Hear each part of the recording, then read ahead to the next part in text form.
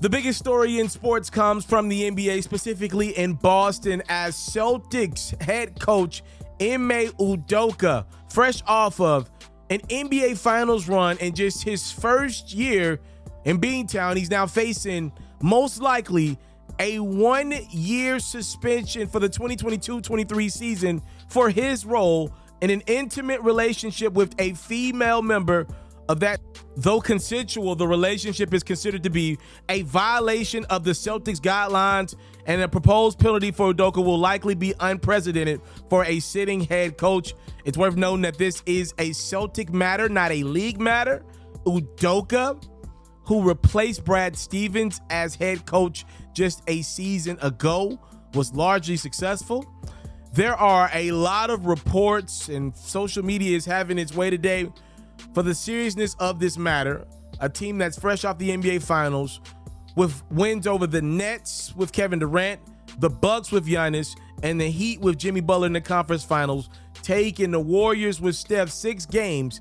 This is a very serious matter that they're likely going to lose their head coach for at least one season. We shall see. There are budding reports that Coach Udoka is maybe considering retirement as news breaks about said relationship with a female member of his staff.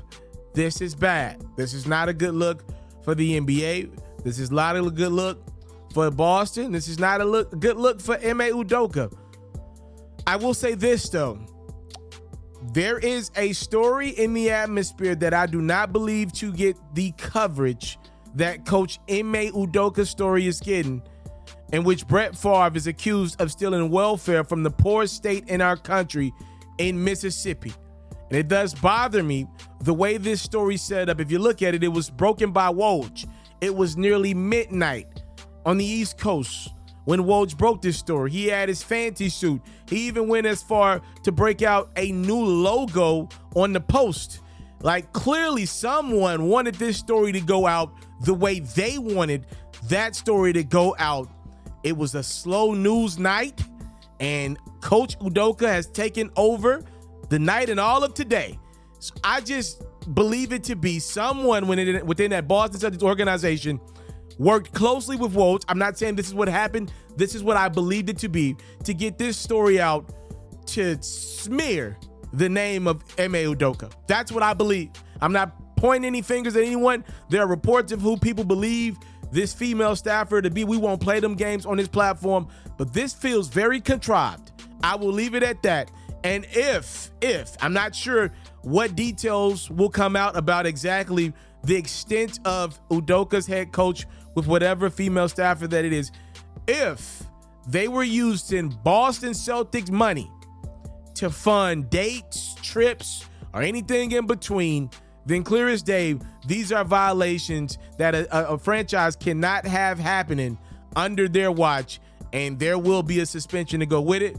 Again, I'm not saying that this brother does not deserve to be held accountable, but it does bother me to see this story take precedent when a Hall of Fame, one of the greatest brands the NFL has ever seen, Brett Favre, is accused of stealing welfare money from people within Mississippi, and it barely even reached the newswire with some of these entities in media.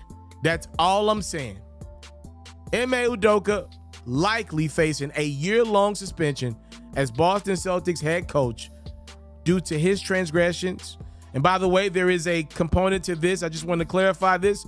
I've been told that his longtime girlfriend is just that. Not his wife, Nia Long, actress, legendary actress.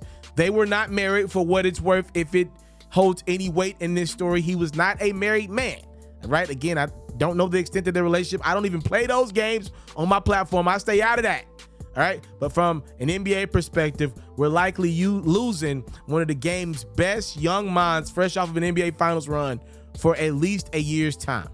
I'm out.